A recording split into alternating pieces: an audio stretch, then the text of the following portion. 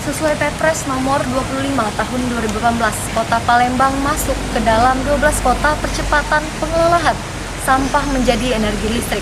Pembahasan tersebut sempat tertunda lantaran COVID-19. Hari ini kembali dilanjutkan di Rumah Dinas Wali Kota Palembang. Seperti apa jalannya pembahasan mengenai pengelolaan sampah menjadi energi listrik?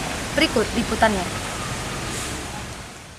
Kamis pagi, Wali Kota Palembang Harno Joyo langsung memimpin rapat terkait pembahasan pengelolaan sampah menjadi energi listrik atau PSEL.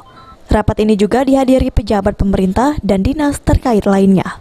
Pembangunan pengelolaan sampah menjadi listrik akan segera dibangun di kawasan Keramasan Kertapati. Pembangunan ini salah satu upaya pemerintah mengurangi sampah di Kota Palembang. Semoga dalam waktu cepat PKS ini selesai, kita serahkan ke DPR nanti untuk menyetujui solar insinerator yang merupakan permasalahan bagi kita sampah saat ini. Dengan ada insinerator kota ini bisa bersih. Ya. Itu kapan Pak realisasinya? Nanti setelah PKS. Setelah PKS. Ya. Di Karya Jaya setelah selesai. Rencananya kapan Pak itu Pak? Secepatnya rencananya. Nah, kita kalau harapan kita kalau ini tidak ada permasalahan lagi di akhir-akhir tahun ini kan sudah groundbreaking.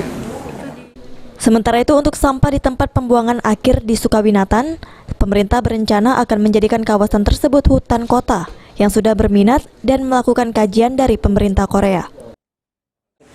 Ketika itu kita tidak gunakan lagi kan bisa ditata kelola sebagai hutan kota. Tapi kalau untuk dibangun memang butuh beberapa tahun lagi dan butuh kajian.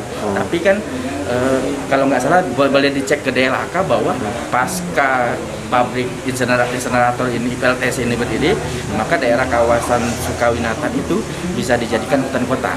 Dan itu yang sudah berminat untuk melakukan tata kelola dan melakukan kajiannya adalah dari Korea. Baik, itulah pemirsa hasil rapat mengenai pembahasan pengelolaan sampah untuk menjadi energi listrik. Dan dari hasil rapat tersebut, pemerintah akan segera merealisasikannya.